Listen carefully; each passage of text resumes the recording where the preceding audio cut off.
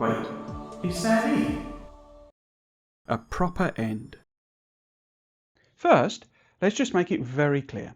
I love Factorio. It's my favourite game of all time. The amount of time I've played Factorio knocks everything else into a cocked hat. I've even played more Factorio than something like Civilization, which I've been playing since Civ 2. Even if you added together all the hours that I've played across all the Civilization games, Factorio still has it beat. I think it's abundantly clear how much I love this game from the Friday Facts videos I did. During each edit, I watched my footage so much that I got sick of it. But even now, if I watch them back, I get pulled in by the enthusiasm that's gushing out of the screen. I love this game. And yet, I've never really been a number goes up guy. I mean, I like the number to go up. Bigger number is better number. I get that. I'm happy with that. But for me personally, number goes up is not a very satisfying end goal in and of itself. That bigger number has to mean something, or I get bored. It's why I've never really had that much interest in megabasing. The first livestream series I did was about me trying to build my first megabase, and there were parts of that where I had a huge amount of fun. In particular, designing the builds was awesome. That I really enjoyed. But the fact that it was all just about making a number get bigger didn't really interest me. A bigger science number to do what exactly? Make an even bigger science number? Okay, sure, but this just loses me after a while. Don't get me wrong, I know there's fun to be had there with designing and optimizing all those things, but I personally just lose interest because there's no real purpose to it. And so we finally come to the point of this video. The end of Space Age is not great for me. I know it's great for others. Megabasing was a community-derived endgame. There's clearly plenty of interest in number goes up, and I'm sure that for many people it's nice that it became the canonical endpoint. It's just that for me, personally, it loses some appeal. And that's fine. I can play until it loses that appeal and then restart. It's what I've always done. I really love the journey, not just the end goal. But if I'm honest, I was a little disappointed that, well, that was it. I wanted a proper end. So, in this special In My Law series, I'm going to speculate about what that could have been. The current story. Firstly, a quick note. As I discussed in my pair of videos about what I think the engineer is, my original conclusion was that the engineer was an advanced AI in a robot body. Commenting on that video, Jax and Nock suggested their own theory, which was that the engineer was actually some sort of biomass that had eaten, or otherwise assimilated, the engineer. There are links in the description for both those videos. But for the purposes of this video, the fundamental difference between these two concepts is whether the engineer is really the engineer or not.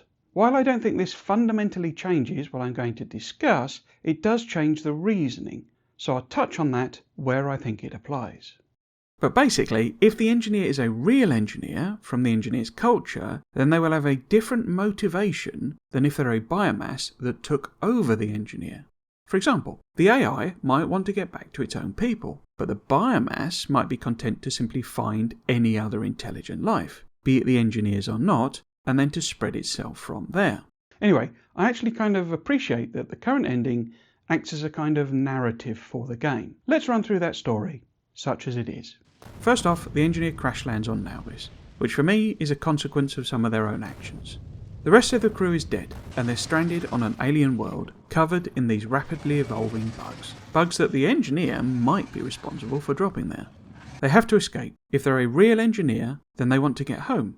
If they're a biomass, then they want to spread throughout the galaxy. They have a complete database of their culture's technology. They have enough knowledge and understanding of how it all works to build platforms capable of space travel. But they have no idea how to use the local resources to make everything. They therefore set about researching the localization of engineer tech, with the goal of both surviving and maybe, somehow, getting out of the Nauvis system. This is the game we play. If it's vanilla Factorio, then you can imagine launching a satellite is the engineer either sending out a distress signal, or perhaps scanning space to find their home planet. In Space Age, we go further. The engineer builds space freighters, the platforms, to expand across the entire Nauvis system. As they do, they become more and more focused on their goal, setting aside the monstrous actions it requires of them. Well, assuming they care in the first place. They're now not just fighting the local fauna to defend themselves, but harvesting and exploiting these life forms. The engineer is making them suffer just to advance their goals. But it's okay. Once they can escape, they can set everything right. As they work, the engineer descends further and further into an obsessive mindset, losing the distinction between themselves and this interplanetary factory that consumes all it touches and is dedicated to making more and more. The engineer finally subsumes themselves into a metal sarcophagus that is simultaneously a part of the machine and is the only way of preserving themselves.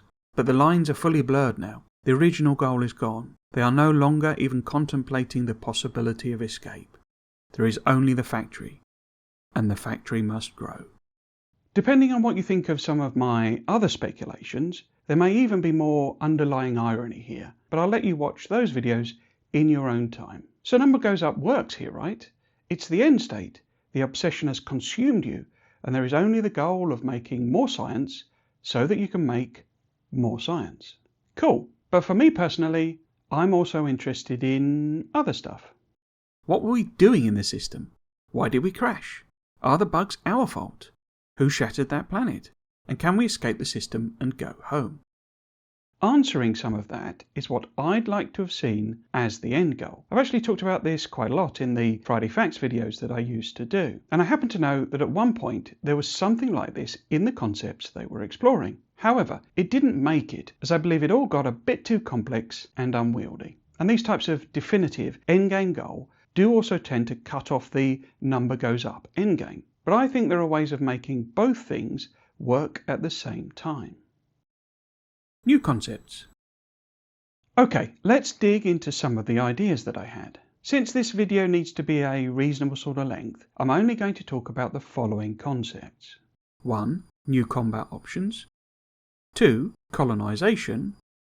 3. Escape. I'm sure you have plenty more endgame ideas yourself, so feel free to let me know what they are in the comments below. I think it'd be kind of fun to explore some of your ideas in a separate video, but first let's go over some of mine. New combat options.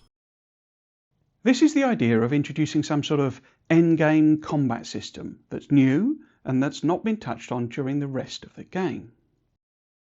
Countering an interstellar threat. One of the options I looked at when discussing why Bob, the shattered planet, was shattered was that Bob could have been destroyed in a deliberate action. Although this wasn't my favourite theory, my thinking in that video was that maybe the engineers' people were at war with the inhabitants of Bob, and the engineers decided to win by blowing up their enemy's planet. How does this feed into a potential ending for the game? Well, what if Bob wasn't the only planet that these aliens occupied? What if the rest of Bob's people are coming back for revenge? I could see several different options, but an obvious way of integrating this into the game would be with a new type of alien that lands on your planet and proceeds to attack your base. By this I mean that they spawn randomly, though I could also imagine a space combat component, new asteroids or perhaps ships that carry the aliens. To make them seem a bit different, they could be a more directed force than the biters, which would give them the appearance of intelligence. So perhaps they go after your new buildings first, or they target the highest tech stuff that you're making, or perhaps they deliberately attack your power first. Something that gives it a bit more of a feeling that tactics are being used. One idea I had here is also that they would scale, possibly in size, volume and toughness, or perhaps types like the biters do, so it's not a major departure from the existing enemy force design. Or maybe this could be a way of introducing the Gribbly alien. As I understand it, one of the original concepts for this guy was that it lived on Aquilo and it didn't really destroy your base so much as steal your stuff. It's an interesting twist for an alien type, though how much fun it would be in practice is a real question. So maybe that could be revived. These new homeless aliens come to Aquilo and steal your stuff to try and build some weapons. Perhaps they form raiding parties, and the more they steal, the bigger the next raiding party is. And it's an endgame thing, because it could simply happen when you research the last of the current science technologies. It could give you a driving reason to keep improving your military. The aliens get tougher, so you need more and more powerful weapons to counter them. But would any of this be fun? As we've seen with the worms and pentapods, responding to new enemies basically just boils down to spamming more military stuff. And if these new alien guys randomly spawn, then you just end up incorporating turrets into your designs. And how interesting would that actually be? Oh, they're attacking again, so I'm getting alert, but I'm so powerful that it's not actually any sort of threat.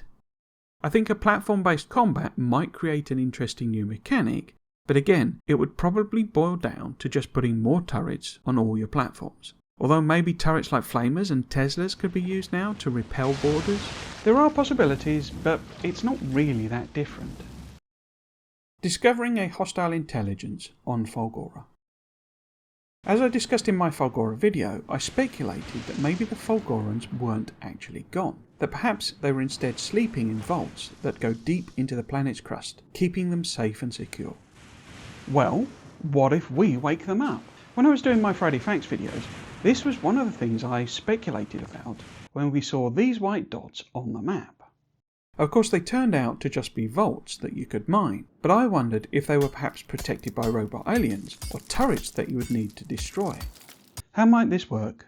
Well, perhaps the vaults could act as a spawn point for a horde of, maybe robotic, aliens that come out and attack you when you get close.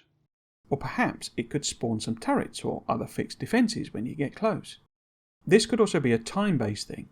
The timer would perhaps start when you first mine scrap, or perhaps after you destroy your first vault. But to feed into it being an endgame thing, I think it should actually be something like reaching the edge of the Nauvis system that triggers them. And yes, this obviously feels quite Necron-like. For those not in the know, Necrons are a faction in Warhammer 40k, and are basically sci-fi Tomb Kings. And Tomb Kings are ancient, necromantic Egyptian pharaohs that control zombie armies. So how about if what comes out has a bit more of a structure to its force? It's not just some aliens that bum rush you, and instead they have coordinated actions like an army. Maybe some units have shields, and others stay behind them until they get close. Or maybe some parts of their army try to flank you. Or perhaps they do land-air coordinated actions with air units bombing just before ground units arrive. Or perhaps they have artillery that bombards you, and their ground forces stay near the artillery, so you have to dash in and take everything out. Perhaps if you're too slow in your response, then they go back into the vault after stealing some stuff. They could then emerge at some other random vault after a random time, with a bigger force based on how much they stole.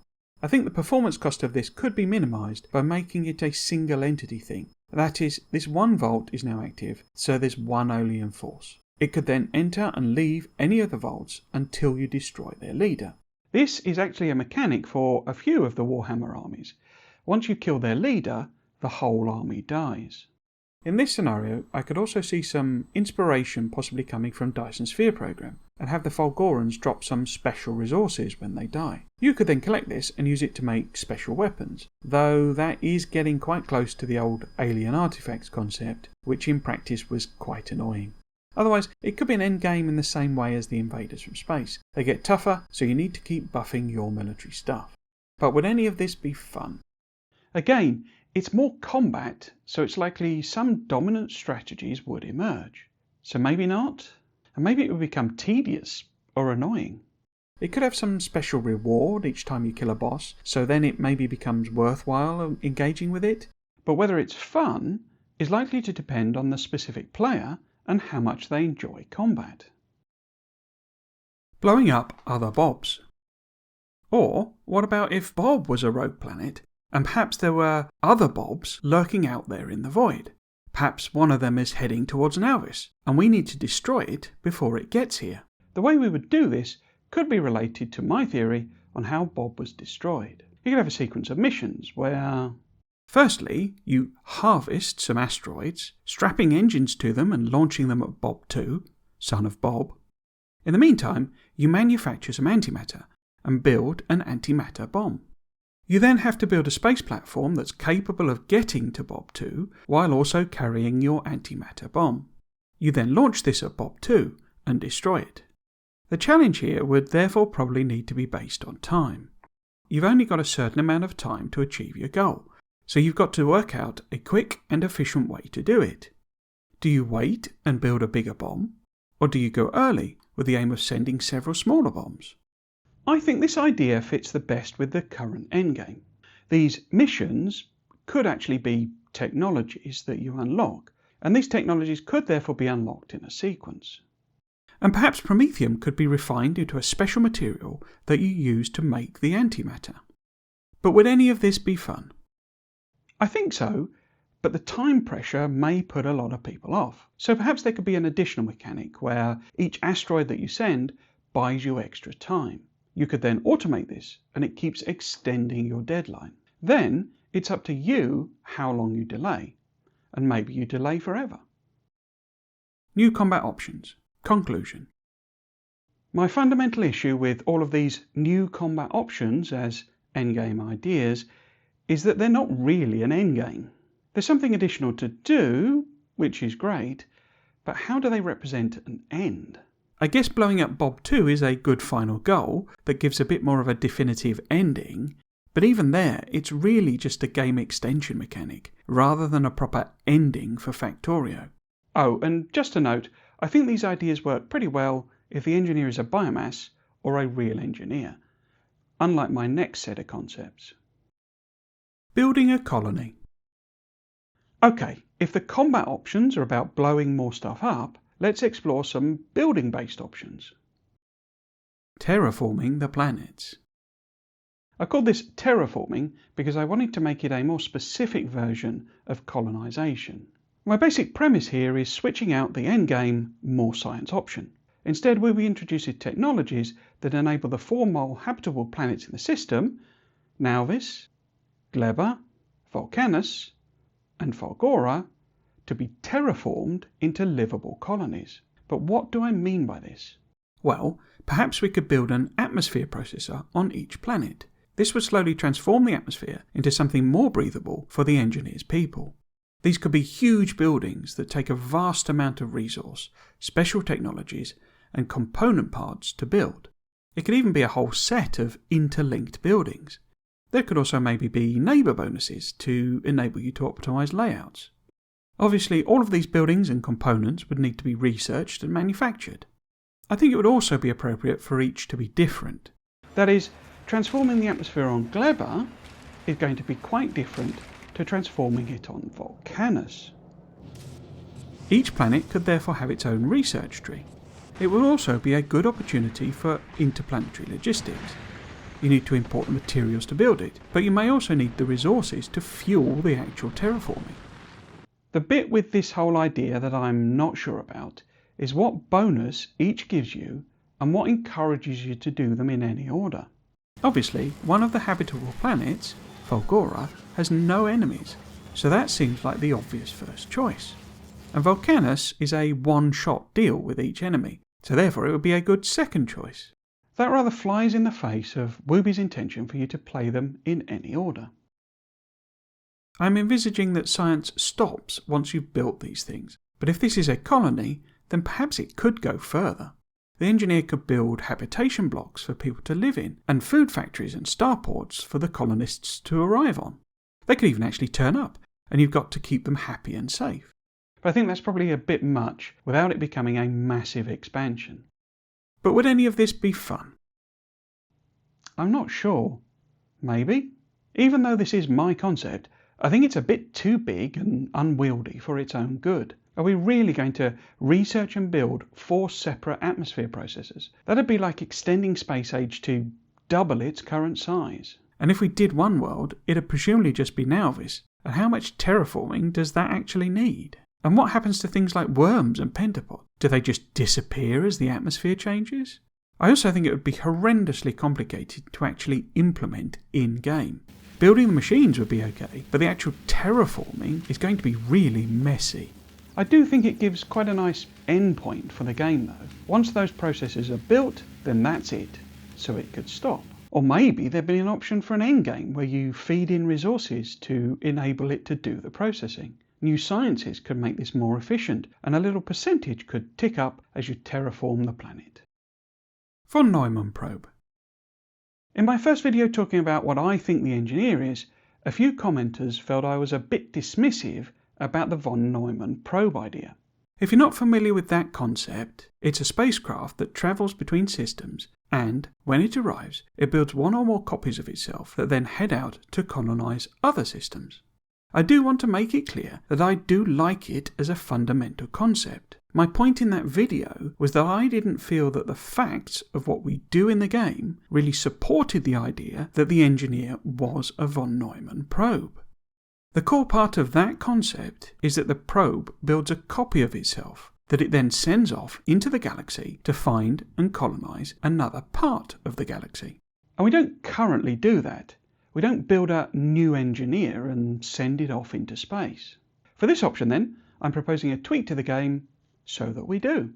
The end game becomes about building both that new engineer as well as all the other stuff to support them on their interstellar journey. Of course, what that would actually involve could be anything, but I'd envisage the following basic steps. Number 1. Reach the shattered planet. This isn't actually the goal in Space Age, but it could be in this version. Perhaps we need a lot of Promethium to make this duplicate probe, or maybe there's something else there that we need to collect. Step 2. Build the ship. I'm going to be discussing this more as a separate concept in the next section, but for this version, let's imagine it as cobbling together some sort of mega platform. Step 3. New engines. One of the key challenges, I think, is that the platforms we build rely on collecting resources from the Nauvis system to function. The big research challenge then could be a new type of thruster that can run indefinitely, perhaps a nuclear propulsion system for example. Step 4. Build the engineer. Perhaps this could utilise a lot of Gleber and agricultural tech to make a living engineer. Or it could be about making mechanical components if the engineer is an inorganic probe. The end of the game could be sending off that von Neumann probe into the great unknown. And then, if you wanted, you could keep playing to make the science number go up, or perhaps simply launch as many probes as you can. But would any of this be fun? I think so. It could be scaled in such a way that it doesn't have too many techs, and it's really about building this optimal platform for the job.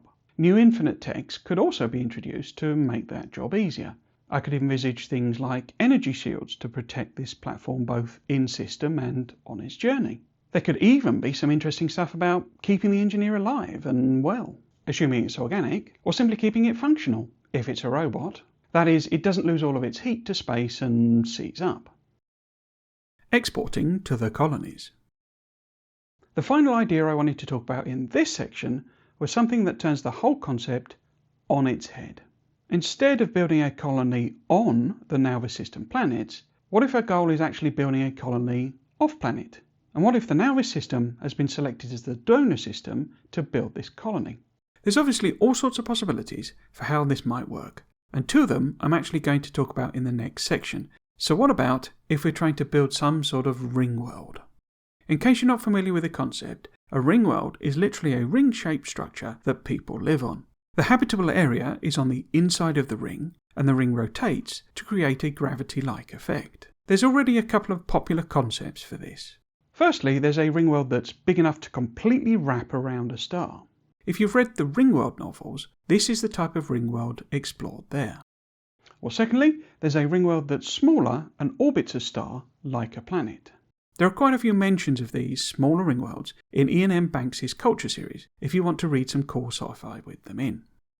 The second type is what I propose we build, as they're a bit more practical. We would unlock a series of technologies that enable us to build the bits and pieces that make up the ring world. How deep this went would be an interesting choice. I am envisaging the engineer making the basic structure for the ring worlds, but not really designing the actual colony itself. But this is an option.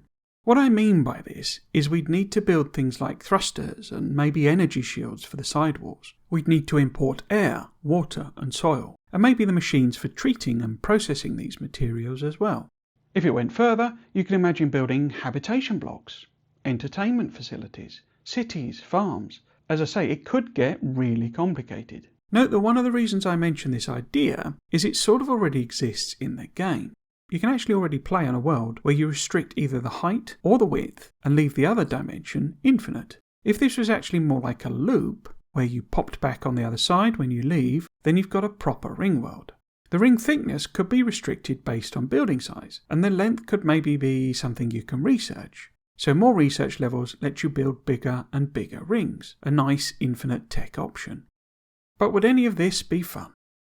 I think it would be a huge amount of fun, particularly if we got to lay out the world as we built it. I can even imagine turning the endgame of Factorio into an Anno type game. But I also don't see anything like this ever actually being added for that exact reason. It's a whole other game. I do think it could also extend quite well into infinite gameplay. Perhaps you could just keep building more and more ring worlds, and then you just stop when you get bored. Though perhaps where they'd all go, I'm not sure. Perhaps that would tie better into the next set of ideas. But yeah, this is probably a step too far. Building a colony. Conclusions. I really like these ideas, but I think they're a bit extravagant and complex to actually implement in the game.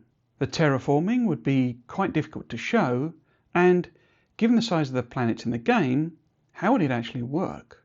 Plus, as I noted, would it actually be fun? Building ringworld colonies would be super awesome, but it's way over the top for an addition to the space age endgame. It's basically an entire game in and of itself, especially if you include actually building the stuff to support the colonists. But a von Neumann probe is a very logical extension, and I think this could be scoped and scaled in a way that would work. So I think this is the most viable as an endgame option. As I mentioned above, I don't think this works at all well for the biomass concept for the engineer. That species, as I envisage it, is a parasitic one that is trying to take over all life forms in the galaxy. Why would they mess about building colonies rather than just trying to get to another system? Speaking of which... Escape. What if the endgame becomes about going home? An interstellar spaceship. I think this is probably the most obvious option for adding a more closed endgame to Factorio. Fundamentally, as I mentioned at the top of the video, the engineer crashes on Nauvis in a way that implies they're not from Nauvis, or even the Nauvis system. That means they must have come from somewhere. Wanting to get back there is therefore the most obvious aim for the engineer, and the most obvious way to do that is with a spaceship. In the Space Age expansion, we already build space platforms, and this does present a potential for a bit of confusion. A vessel capable of interstellar travel could reasonably be different in its design, equipment, size, method of propulsion, etc. However, it still begs the question of why the engineer builds platforms to get between planets and not spaceships. Part of the reasoning here could be the uniqueness of the planets in the Nauvis system. They're incredibly close together, and the notion of some rickety, thrown-together lump that the engineer straps thrusters and gun turrets to does make some sense. The platforms are just enough to get the job done, to get to the other planets and back, but they're not capable of interstellar travel. Not least because the thrusters are fueled using materials that are gathered from asteroids in the Nauvis system. This wouldn't be a long-term option for propelling yourself between the stars. I mean that in terms of both the Factorio space drag, but also the need to manoeuvre and change course. In other words, the current engines need fuel, and relying on leftover bits of Bob isn't going to take you very far at all. As such, this could form the core of the additional research and tech. You develop new interstellar engines that are able to travel between the stars. Maybe they're faster than light drives, for example. But there are so many other options as well. I mentioned this before, but one of the original ideas for the end of Space Age was this exact thing, building a ship capable of getting you home. You may have seen me show this video before. It shows a tree and a lake on a space platform. The idea was that you were building these on platforms in order to provide the oxygen and food for the engineer to survive this journey. And I believe there was more, some of which overlap into the things in the endgame of Erangel's space exploration mod.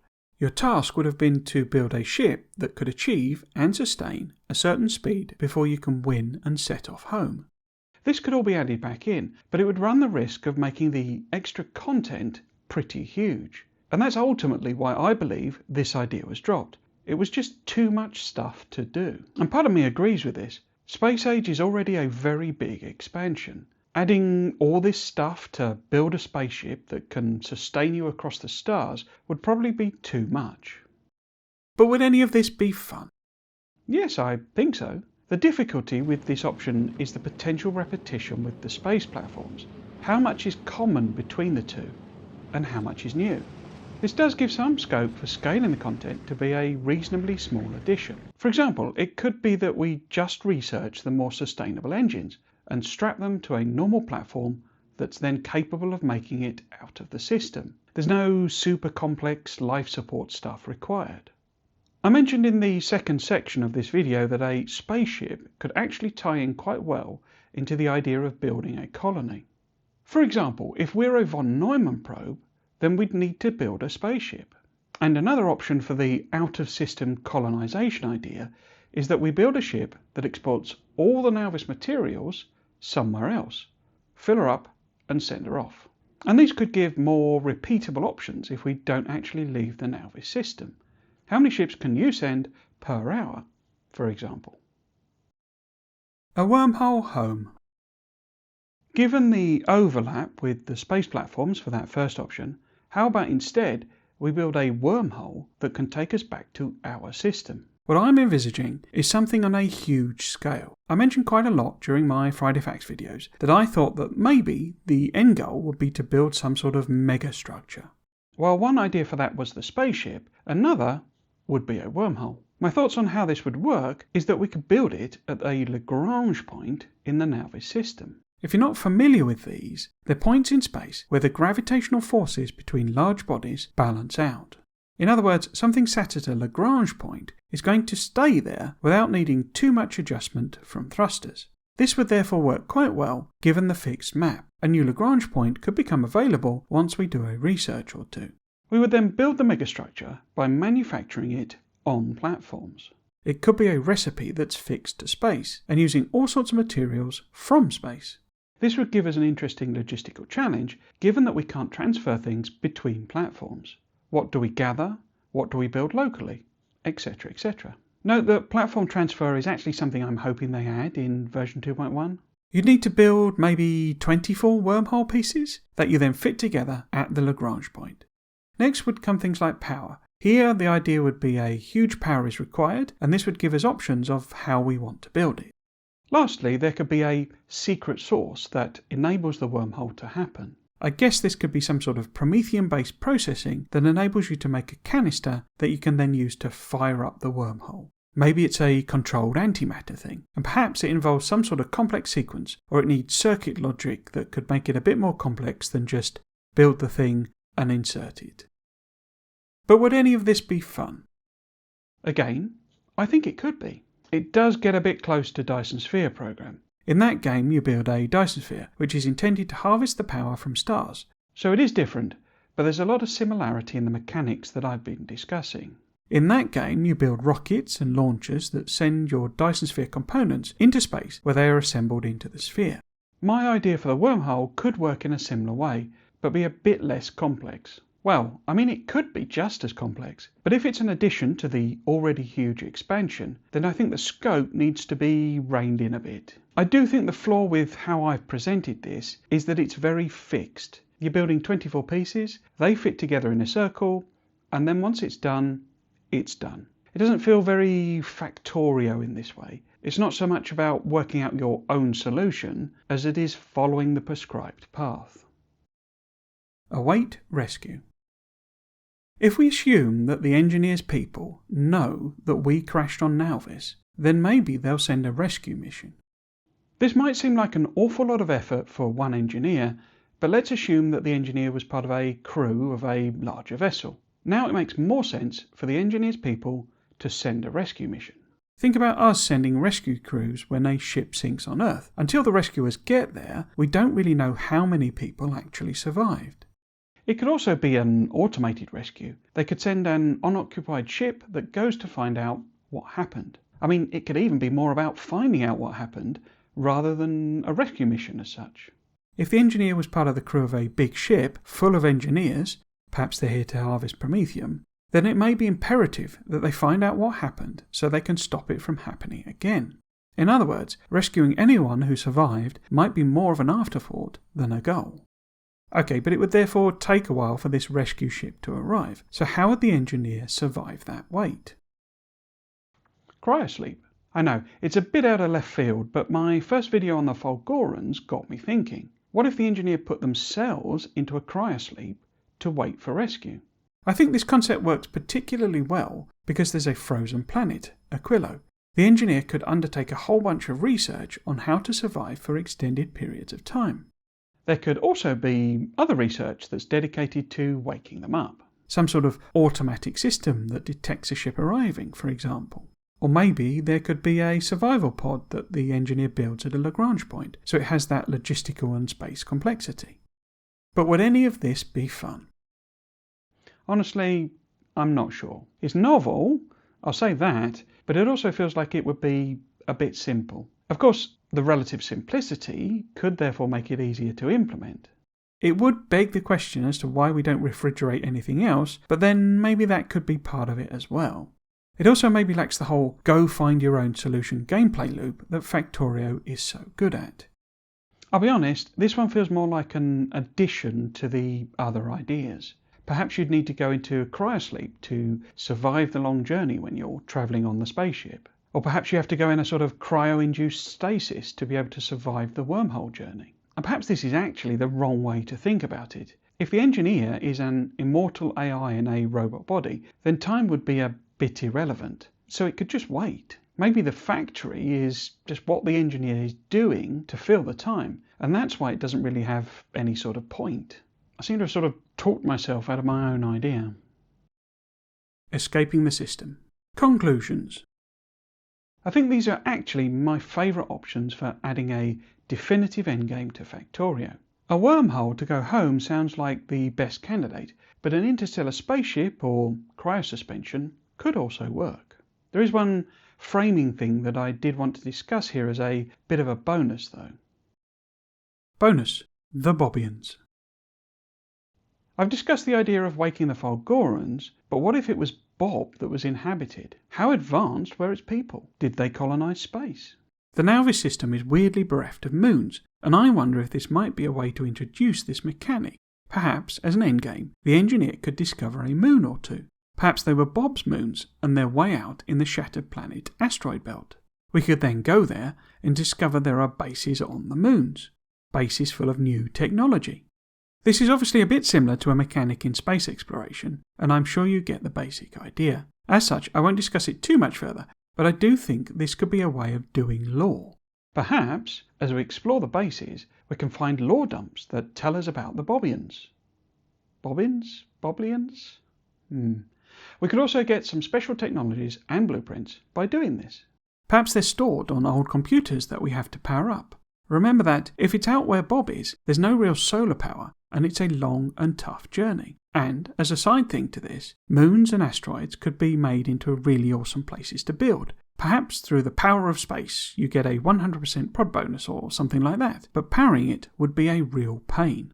Another challenge could be that huge asteroids keep crashing into it, though obviously you'd then be able to make use of them for resources. But would any of this be fun?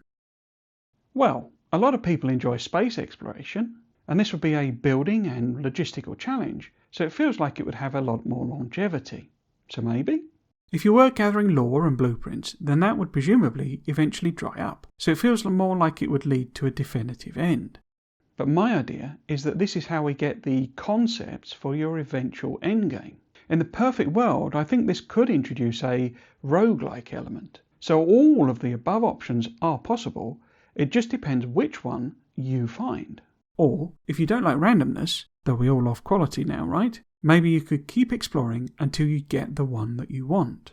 And that way you've got a risk-reward element. Do you keep going with the risk your base gets destroyed? Or do you cut your losses and go with the one that you've found? And to make it super clear, I don't actually dislike the current endgame for Space Age. It does sort of fit, but for me, I just wanted something more goal-oriented. And I do think all of my ideas here are a bit overblown. They're all just too much for something that could actually be added within the scope of the current expansion. But who knows, maybe one or two might end up being covered by mods. I hope you enjoyed this video, and if you want to find out what I think happened to the Fulgorans, then check out this other video. I actually had some completely bonkers ideas from when I was doing the Friday Facts videos that I never got to make a dedicated video about.